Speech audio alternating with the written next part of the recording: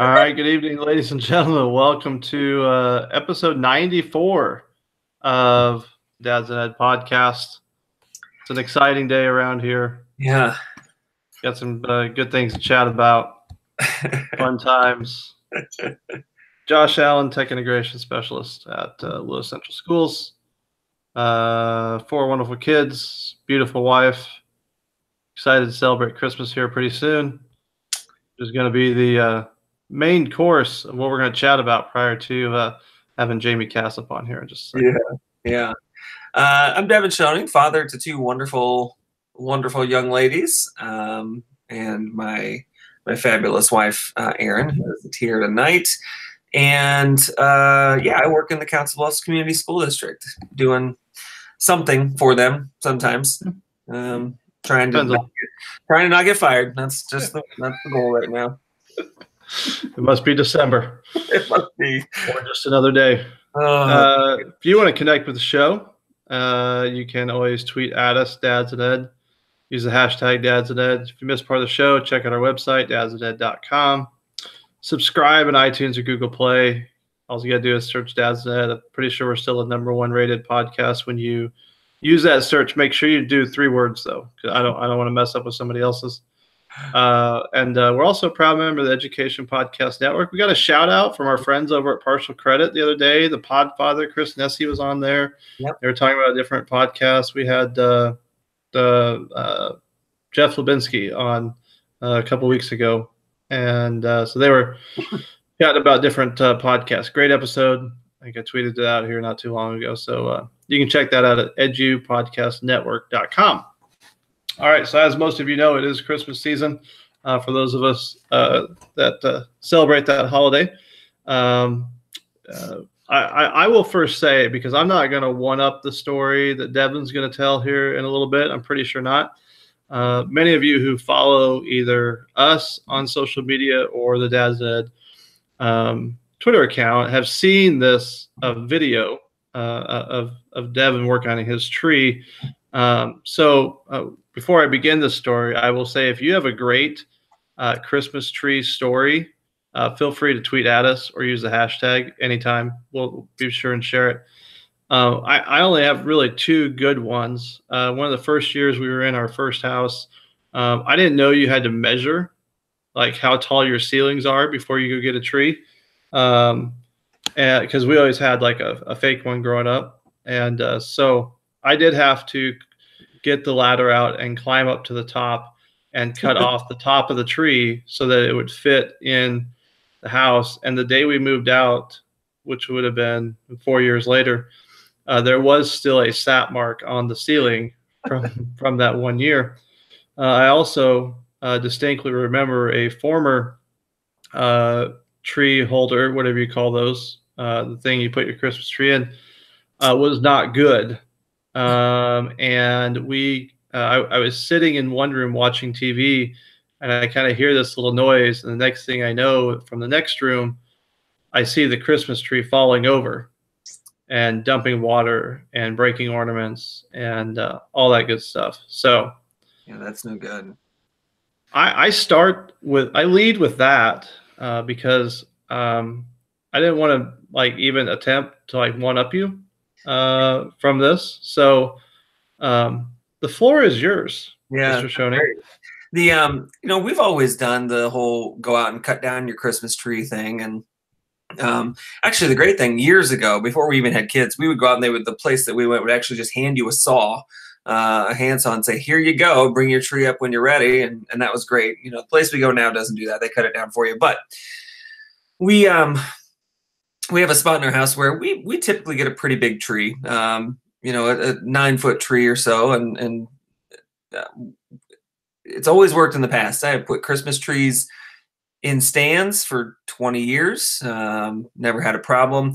We went and the place that we get our tree from right now is they're apparently out of the middle-sized tree. You know, it's hard to find a good 7, 8, 9-foot tree. So we get a tree and we get it home. We're looking at it like, man, it's kind of big. And we're like, yeah, but I think it'll work. You know, we'll get it. So we get this tree, get it home, and I think every other year I've just kind of carried the tree inside, put it in the stand, and as I'm bringing this thing to the front door, I'm thinking, man, this tree is heavy. I don't know if I've ever carried a tree this heavy before. And, you know, so I was still thinking about, man, I don't know. So I get it in, I barely get it in the stand, and then I cannot get this stupid thing to stand up for the life of me.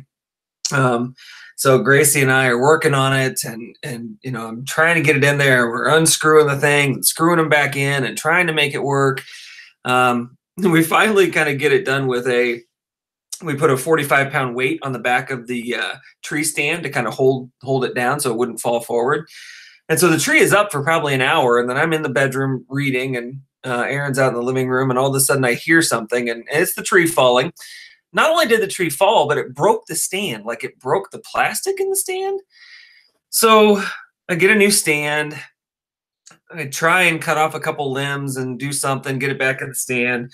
That doesn't work. And I'm laying under the tree at one point. Gracie's holding it up.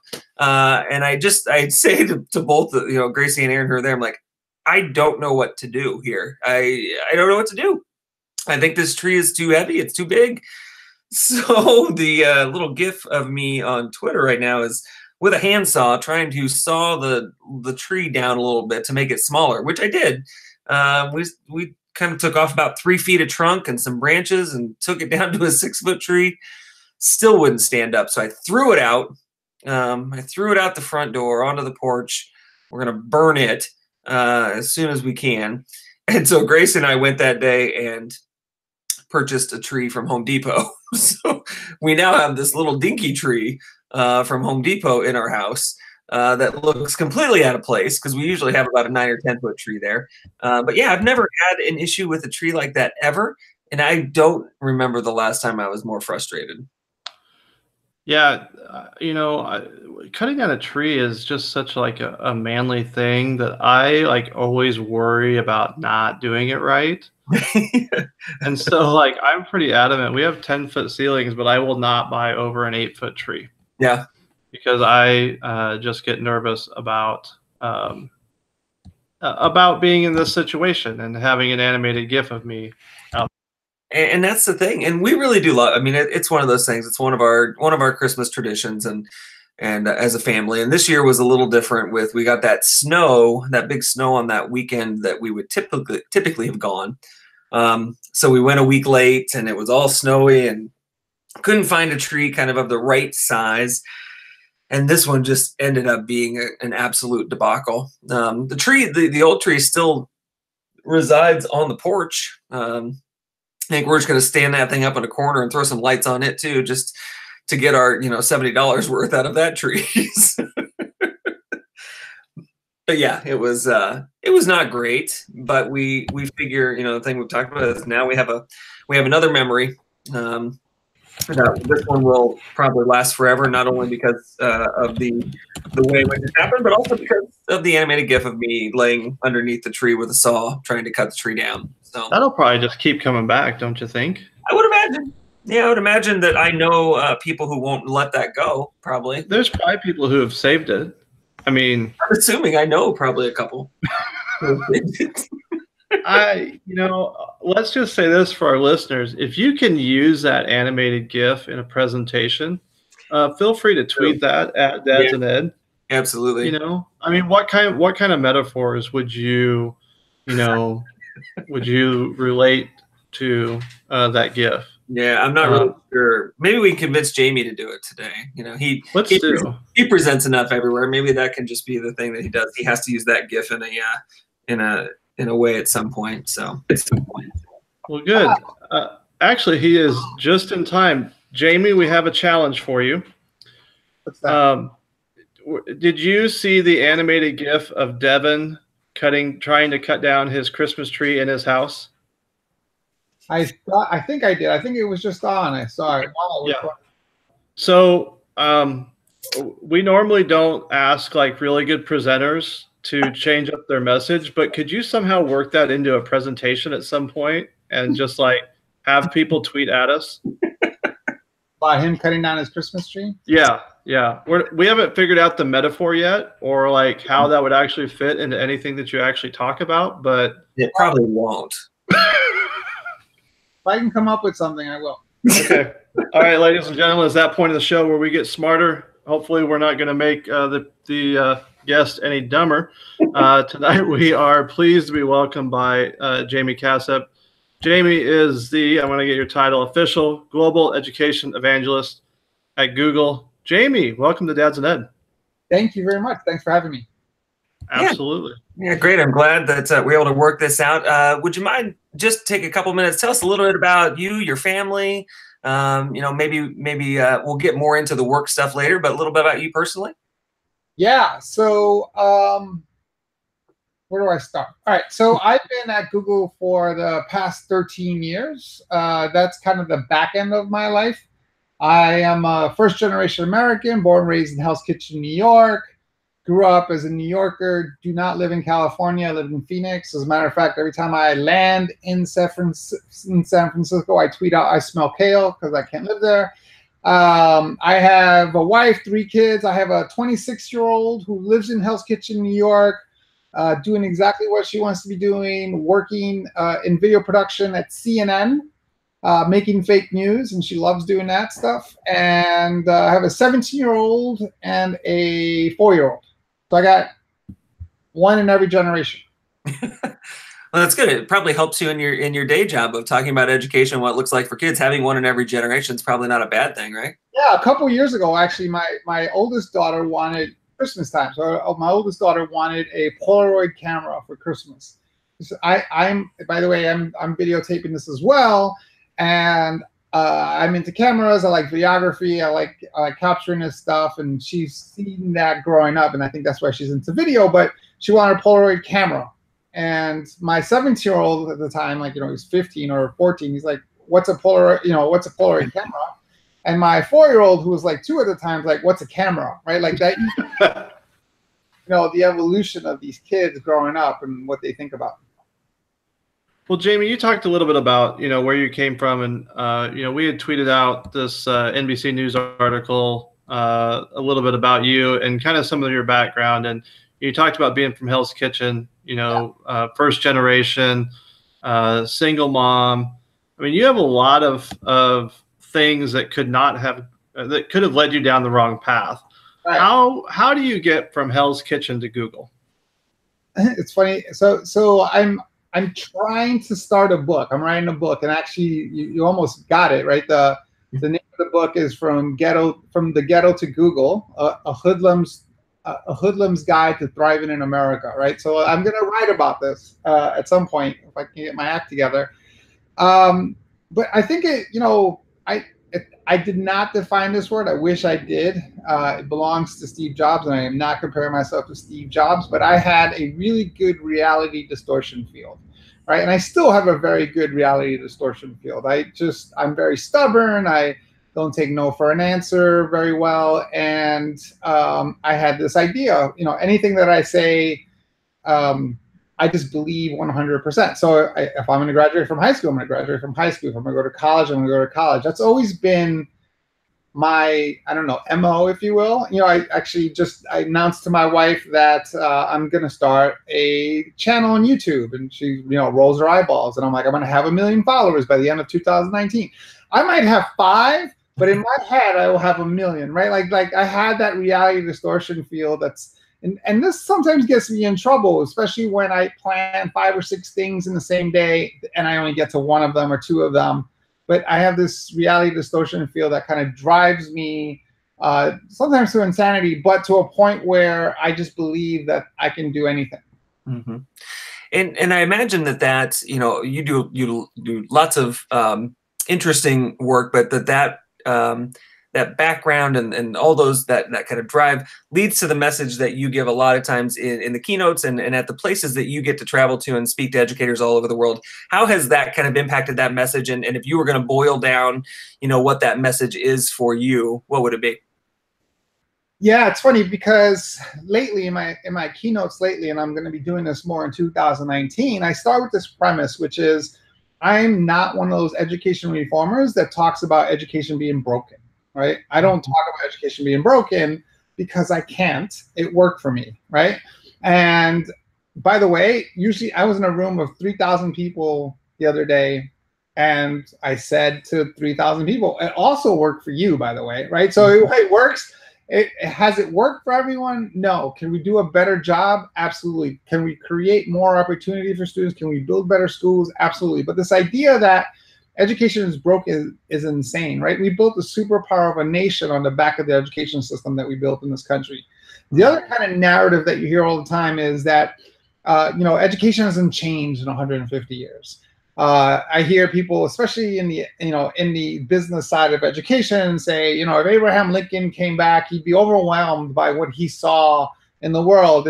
But if you put him in a classroom, he would be comfortable, right? Mm-hmm. And there's two things wrong, right? You guys have heard that, right? Sure. Abraham Lincoln or George Washington or someone. And so there's at least two things wrong with that. One is Abraham Lincoln would have no idea what a classroom is because he actually didn't go to school. So that's problem number one with the analogy. And problem number two is that it's not true, right? Education has changed dramatically over the last 150 years. Technology has been implemented over the last 150 years. Everything from motion pictures to television to computers. We started with computers in the 60s and 70s, right? So, I think about what my 17-year-old was like, what his fourth grade was like compared to my fourth grade has changed dramatically. But we can all agree on one thing, and this is kind of where I want to start the narrative, which is that education has not changed that much since 1995, right? We can all agree that for the most part, maybe tweaks here and there, but since 1995, if you compare 2018 education to 2005 education, it's roughly the same. Maybe a couple of tweaks here and there, but it's roughly the same. Mm-hmm. The problem is that the world has dramatically changed since 1995, right? Dramatically changed since 1995. And that's what we should be reacting to, is the fact that the world has changed and that we need to figure out how to bring education to the next level. So for me, when when I talk to educators, I remind them that, back to my background, I tell them all the time that what they're having an impact on isn't just students that they face in the classroom, that the impact that they have goes on for generations and generations and generations, that you could teach for 2 years, 5 years, 20 years, 40 years, and even the number of students that if you had 10,000 students that you would impact in your life, that's not even a number, right? It's more like 1 million students, because the impact goes on and on and on. In my example are my kids, right? I have my kids. My kids are an example of that. That's the impact that we have in education. So it's the impact that they have, and it's the fact that it's this narrative that it's broken isn't the right place to start. We should start with this idea. And this, to me, I don't know, hopefully it's a little bit more motivating than you suck and you should shut down everything that you do. And to me, the language, the narrative, the story we should tell is that what we need to do in education is exactly what our forefathers in education did 150 years ago, and set up education for our students for the future, right? And the future is dramatically different than it was 150 years ago, and that should be that should be what we work towards. Right. So I guess I would just follow up quickly. Like, what does that look like? Then I know that today I was leading a little design thinking workshop with some people in my district, and our superintendent was part of that because she heard something at a conference somewhere and now wants this thing that I don't know that she completely knows what she wants. But what does that look like then? Because as she wants.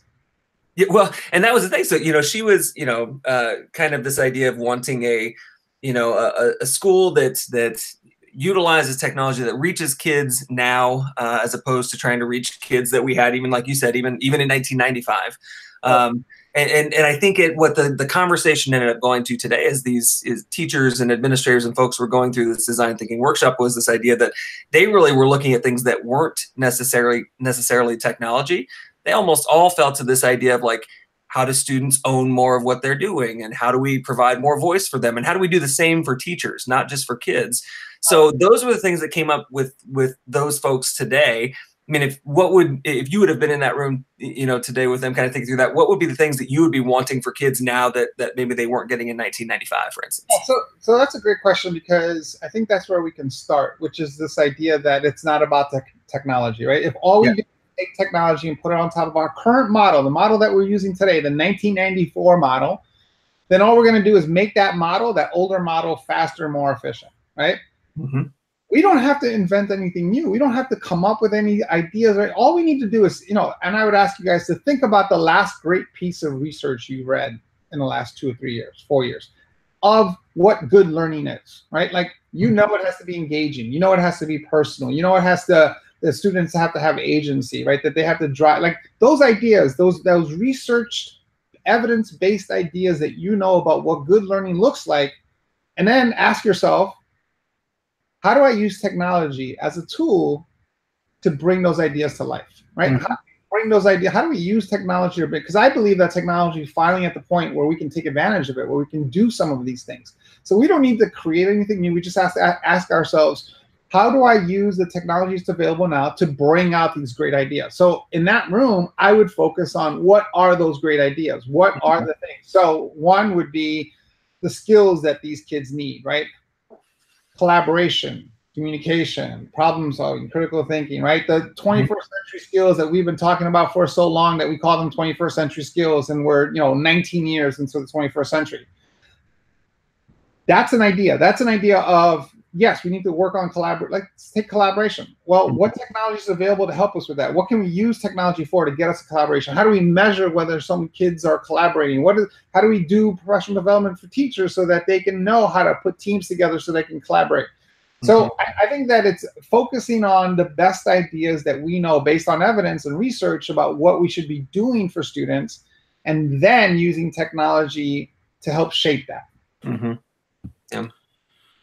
Here's a kind of off-the-wall question I was thinking about. How do you explain to your kids what you do on a daily basis, what your job is? Well, it depends, because I have, 3 different kids. It depends on the kid. My 26-year-old totally gets what I do, and she's, and partly because she's actually she was hired once by a conference to follow me around and film me for the conference, and she loved it. It was just a bunch of shots of my feet, but. And my 7-year-old, actually, it's funny. He gets approached by students in school. I'm like, hey, I know your dad, or I heard about your dad, or like, so he gets it from that angle, like he gets it from other students or teachers or those types of things. My 4-year-old, I think she just thinks I fly on airplanes. I mean, that's all she knows, right? She just thinks I'm gone. And because it's her whole life, it doesn't bug her. She just like, oh, okay, you're gonna be gone for a couple of days. Like, it's like normal for her. She doesn't know life when I didn't travel. So it's hard to do that. But the better question is, how do you explain what you do to other people? And my job is back to kind of the core thing that I'm known for, which is the questions that we should be asking students. And if you ask, the way I would frame that question is, what's the problem that you're trying to solve? And the problem that I'm trying to solve is to create more opportunity in education for kids who are growing up the way I grew up, right? Because I have one of two premises to work my life off. I have one or two things to believe. Number one, that I am some super genius with a 400 IQ, right? That's what my wife thinks I think. Or there are millions of kids who are just like me, who just don't have an opportunity or don't have access, or I want to open those doors. I want to create that, and that's what I'm focused on. So that happens as part of my role at Google, as part of traveling around the world and speaking at conferences, as part of starting a school here in downtown Phoenix, the Phoenix Coding Academy, as teaching in the classroom, as being a role model for students, as being a mentor for students, as being available for students who look like me and act like me and were like me that were growing up. One of the things that I try to do as much as possible is to go talk to students, not just educators, not just, because I think it's students too. So I go talk to students, especially students who are growing up the way I grew up, and I tell them this. I go, look, you've had speakers come in here, you've had people come in here, and they'll tell you, focus on your education, work hard, get your education. Here's what they don't get to hear. What I tell them is, who you are and where you come from, you shouldn't be ashamed of that. You should be proud of where you are, where you're from. Because one, the reason you hide it, you end up, if you come from a bad neighborhood or you're poor, you tend to hide it because we as a society equate low income to low ability. We equate low income to laziness. And so kids naturally hide that. And I say to them, don't hide it. Be proud of who you are. because if you can make it, if you put the work in, your view, your perspective, the way you look at the world is competitive advantage. You're going to have a unique point of view in any room that you're in because of the way you grew up. So own who you are, be proud of who you are, and take advantage of it. So I don't know, that was a long-winded answer to your question, but that's what I do. Yeah, and I think that's right. Before I answer ask you the next question, I would say that even though I'm not one of your children, sometimes I think all you do is fly around on airplanes too. Just and I'm not one of your children. So you were talking about that message of talking to kids who are like you, who have a background like you. Last time on the show, we had Ken Shelton on, and we were talking a little bit about some of the presentations and keynotes that Ken is giving now, which talk much more about equity and what that looks like in the classroom. And even Ken talking about like how do I help people understand that some people go through the educational system and never see another person that looks like them. And how I know that you are very open about owning that experience, owning your experience, and being proud of who you are and where you're from. Can you talk a little bit about that message? Because that, especially today, especially with what's just kind of going on in the world, what's going on in this country, probably even more than what's going on in the world. That's really important right now. And how do you attack that? And how do you talk about that with people all over the country? Yeah, and that's good, because I think that's an important issue, right? Is this like, okay, one of my highlights of 2018, and whether you like it or not, I don't care. Highlight for me was I got on one of my airplane rides, and I got to sit next to Nancy Pelosi for an hour and a half, right? Yeah. And no, sorry, 2.5 hours. The flight was from San Antonio to Phoenix, and I said to her, "Look, I'm not going to bother you. I just want to tell you that I just think you're a badass MF, and I just want to tell you that." And we ended up talking for 2.5 hours.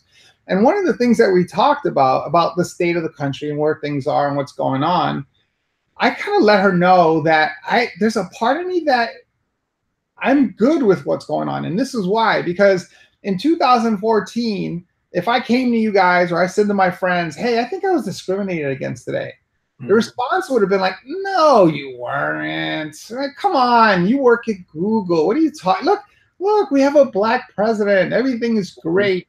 Racism is over," right? Like, I think that was the narrative in 2014. Now we can clearly see that we haven't solved a lot of our problems yet, and I think it's now out in the open, right? Let's deal with it, right? Let's figure out how to fix it, as opposed to trying to put it back in. It's not going back in the bottle. Right. Let's try to fix it. So I think that, if you are a person of color, that you should have a voice and you should talk about your experiences, and that you should let people know. If you're not a person of color, that you should be an advocate if you believe in it, and be out there and support. Not necessarily to let other people of color know that you support them, but actually let people who look like you know that you support them, right? I think that's the battle. That's what we want to have.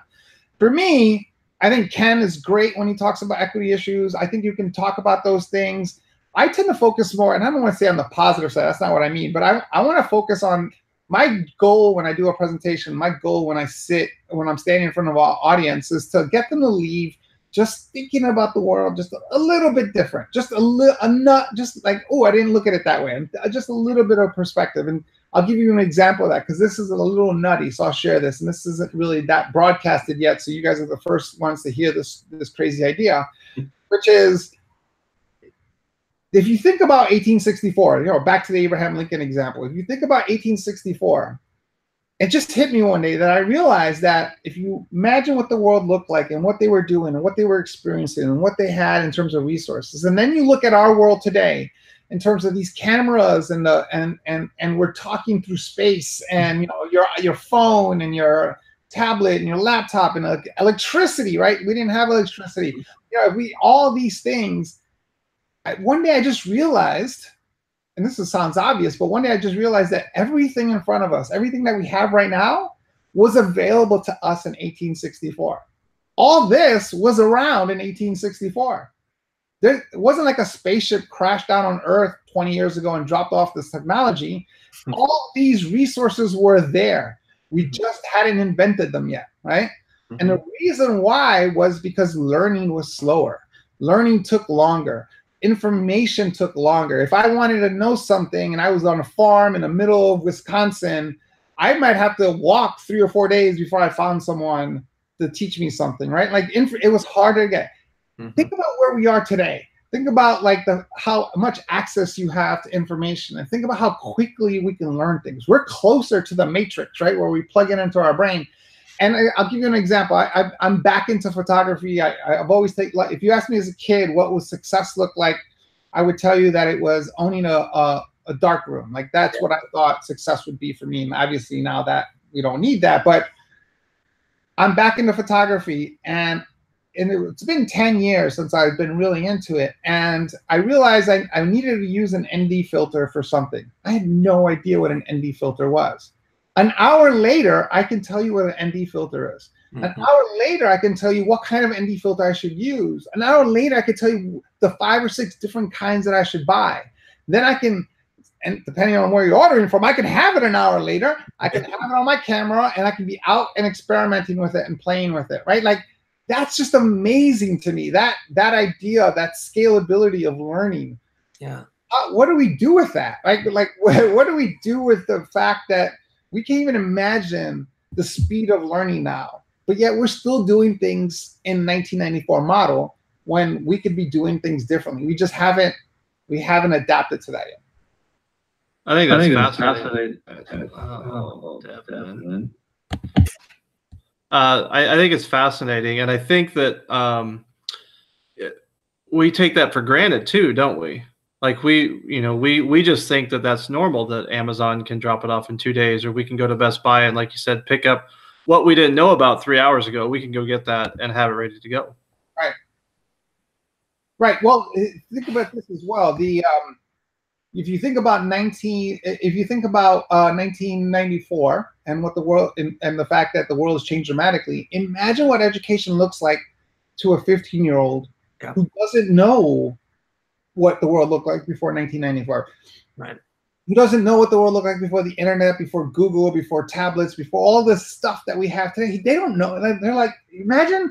I actually am amazed at how patient they are with us to consider, right, what they think. Like, they're like, I mean, now I need to come up with an analogy. I'm not going to be able to come up with now, but some analogy about what would that be like for you, born in a post-something world. And I'm just going to make one up real quick, but it would be like watching your father and your mother stand up every time they wanted to change the channel and walk up to the television and then change the channel and then come back and sit down and be like, no, I don't want to watch that. And then get up again and flip the channel. And you sit there going, what is wrong with you? Why are you doing it that way, right? But that's the way they did it. And you know what I'm saying? Like, there's something there that we have to think about. Right. I would, on a kind of separate note, can you tell us, I think I read you had a near-death experience speaking here recently, didn't you? I kind of did. So I spoke at the TIES conference in Minnesota, in Minneapolis, and it was, I had a great time. It was a great experience. I get off the stage, and then I'm standing there. I had a group of people that want to talk to me and take selfies, and we're doing that, and we're hanging out. And all of a sudden, from behind me, I hear the stage collapsing. Right, so the stage collapsed. The whole giant stage collapsed down onto the stage. So I told those guys that I was going to tell the story that I almost died. And this happened like literally 5 minutes after I was done. But what ended up happening was, as we wrapped up the keynote, they were pulling, those air walls in conference to take the big room, to make it 2 smaller big rooms or 3 smaller big rooms. And one of the walls caught something and pulled, and the whole thing came down. But that's not the way I'm going to tell the story. I'm going to tell the story as it just randomly fell 5 minutes. I got off the stage, and it was a near-death experience. Is that one of the stranger things that you've had happen when you were speaking? So it's funny that you just brought that up, because I've had a couple weird experiences. Last week, I was doing a keynote at an event, and I was the keynote speaker. I'm up at the event, and I'm doing my thing, and all of a sudden, in the front there, I see somebody's hand go up because they had a question. And I'm like, oh my God, that's totally bugging me. And he wouldn't put it down. His hand was up like this, and I went from what the hell's going on to being angry that your privilege and your entitlement is so strong that you think the whole thing should stop so I can answer your question. Like, what does that look like in your world that you think that could happen, right? So that happened, and that's only happened like one other time, and that, and especially not in a keynote like that. If we're doing a workshop, we're doing a session, I answer questions all the time, but that's not the setting for that. But so that happened last week. The stage fell on me this week, and luckily I am done speaking for the end of the year. So there's no more near-death experiences or weird things that are going to happen to me in 2018. That's good. I really hope you can get out of here without something happening. I mean, like, knock on wood. Everything's good so far. Hey, last question, and we appreciate all the time that you've given us tonight. But one of the things that this podcast is based around is that intersection of parenting and being an educator. So, obviously, like you said, you've been a dad now for 26, 27 years. Yeah. How has being a parent impacted your role in education and your role with Google and talking about education, and vice versa? How has being an educator impacted you as a parent? Yeah, that's a great question, because you know so much about what education should be like, and you know what works and what doesn't work, and then you're battling teachers and administrators and all this. I can tell you a couple of things. One, just as generally as a parent, I don't know if you have kids or how many you have, but I'm on my third one. The first one, you're insane. You're like, oh my, I'm gonna break this thing if I'm not careful. It's 1:31. Oh my God, she's late for her nap, right? The second one, you're like, it wasn't that, the middle child. The third child, you're like, oh, you're still around? Okay, cool. Put yourself in bed, right? Like it's a completely different experience going through three kids. On the education side, I'll tell you a story for each one real quick. Number one is my daughter. My daughter came to me when she was graduating high school. She was going to go to college. And she says, I think I'm going to be a marketing major. And I said, I was surprised by that. I was taken back that she said that, because that's the last thing I expected. I said, why do you want to be a marketing major? And she's a very practical woman. She does things that are logical. And she says, and which is funny because she's so creative.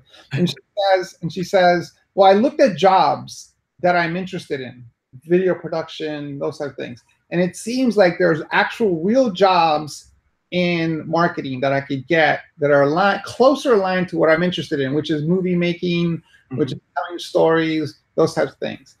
And I said, nope, I'm not paying for that. I go, I'm not paying for that.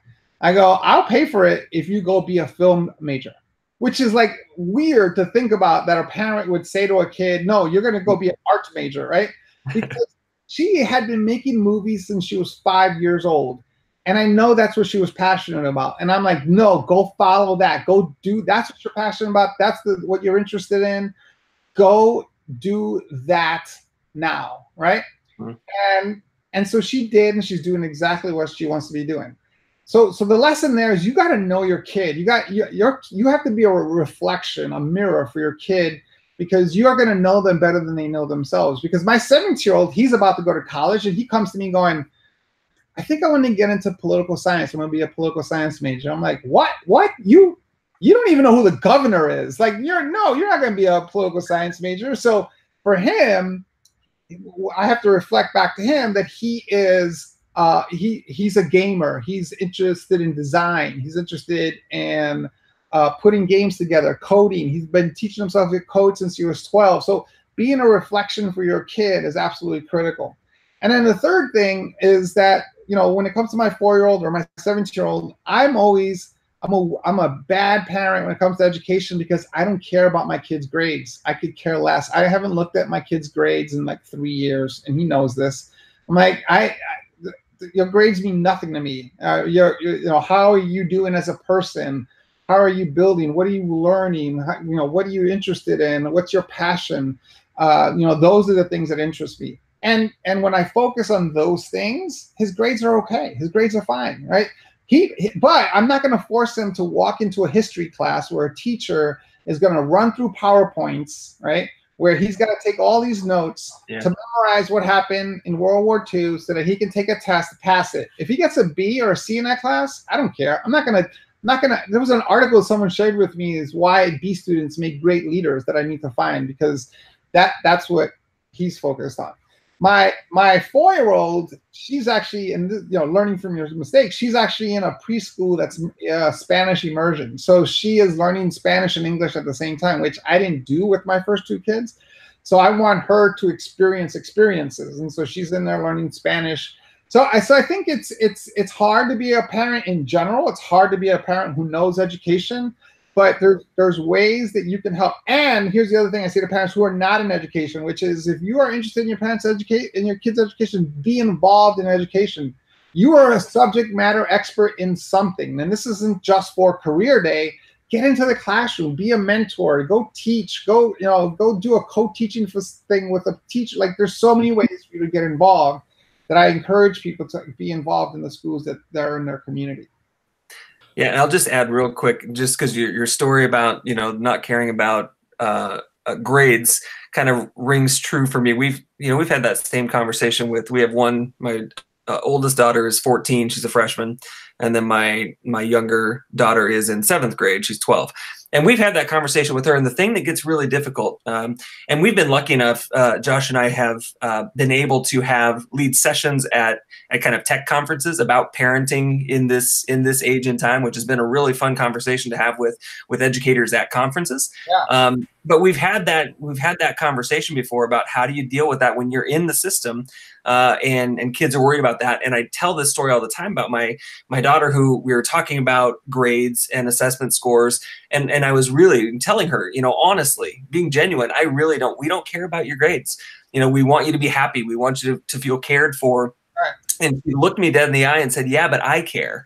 And that made it really then difficult for that, right? And for me, it's like, oh, I understand that. And I'm not saying that you shouldn't care, but she's like, but I do care. So, she is one of those kids who is a perfectionist. She's doing everything she can to ensure that she has all A's and that she does well. And if something doesn't go well, it impacts her. And I think that's tough as a parent sometimes who is in education too. But you said the key word, right, is your kids should be happy. And that's what it comes down to. And, in this other narrative out in the parent world where these kids in their phone, they're antisocial, they don't go outside, all this stuff that you hear about kids in their phone. That you understand who these kids are. You think about Generation Z, they are the Great Recession generation. They watch their parents lose their jobs. They watch their siblings go to college and come home and live in the basement. They're the 9/11 generation, where global terrorism has been a threat their entire lives. They've been doing active shooter drills since they were 5 years old. They watch shooters in elementary schools and high schools and colleges and movie theaters and all over the place. They're the climate change generation. They're watching the earth die right before their eyes. They're seeing pollution. They're seeing the effects of climate change and what's happening in rising sea levels. They're doing all these issues, and then people will say, well, these kids are anxious. They're like, yeah, it's definitely their phone. That's what's making it. But that doesn't mean that there is an issue there. Look, and I remember when my kid was like 9, 10 years old, he was really into Minecraft, right? And he didn't have a computer at that time, so he would use my office on Saturdays, and he'd be in there with my whole setup and with headphones and microphones and the whole thing, and it'd be like 2 or 3 hours, and I'd go open the door and I'd go in there, and he's in there, and he's like, he's coordinating the team, and you guys go here, and he's the leader of this team that's building things, and oh no, you guys have to protect this, and we'll get the resources. Oh no, those two, and he's doing all this, and I'm supposed to go in there as a parent and go outside and play with a stick, right? Like it doesn't make any sense. And so it's not. You got to remember, we're the first generation of parents that are dealing with this post 1995 world. So we're figuring it out as we go. Yeah. Well, Jaime, we do, like I said, appreciate your time. We have one more segment that we end on called Sharing is Caring. Do you have time to stick around for another 5 minutes? Yeah. All right. So we want to include you on this. So it's very generic. Anything you want to share about, you're welcome to. We'll go first so that we give you some time to think through this. Okay. The one I'm going to share tonight it's not a new podcast. It's new to me. I've heard it recommended a couple times, and I finally started listening, and that would be 99% Invisible. I'm not sure if you guys listen to it. I know, Devin, we've talked about it before. But their whole thing is just like stories that you don't necessarily have heard of that are extremely interesting. So the one that I just listened to today, just came out today, is about, oh my goodness, it's like The Accidental Room. And it is about a mall that was built in Rhode Island, and this guy who would bike past it every day, and he always noticed that there was this odd space that was being built in there. Could never figure out what it was. Long story short, they end up living in this space for like 4 years. It ended up being like a 700 square foot, room that just got neglected. It's a fascinating story. They have a lot of really interesting ones. I think the one that I really first started listening to was one about the Gander Airfield, the easternmost airstrip in North America, and the role that it played really early on in aviation, because you couldn't make it from North America to Europe without refueling there. So just the dignitaries that would come through, and then many flights on 9/11 were diverted there. And so just that whole story about that. So 99% Invisible. I will tweet out a link to them here shortly. Devin? Yeah, that's a good one. I enjoy that one. I typically don't do tech tools. Usually I'm sharing articles or books or something, but I'll share one today because I was working with somebody on this, and I used it. I don't always use it, but I did today or yesterday. And for people who are creating, presentations or having kids create presentations, especially in Google Slides, because that's where we are as a district. But the site Slide Carnival for different slide presentations, I think they do such a good job of creating all kinds of different lots of different creations for slides. And the thing I like about it, it's not just about backgrounds and colors for them. It is about overall feel and theme. And they give you so many good slide templates that even if I don't use their stuff, I do use their ideas to create my own slides sometimes. I just appreciate all the really engaging kinds of slides they create. So if you haven't used it before, I will tweet it to the hashtag, but Slide Carnival. SlideCarnival.com.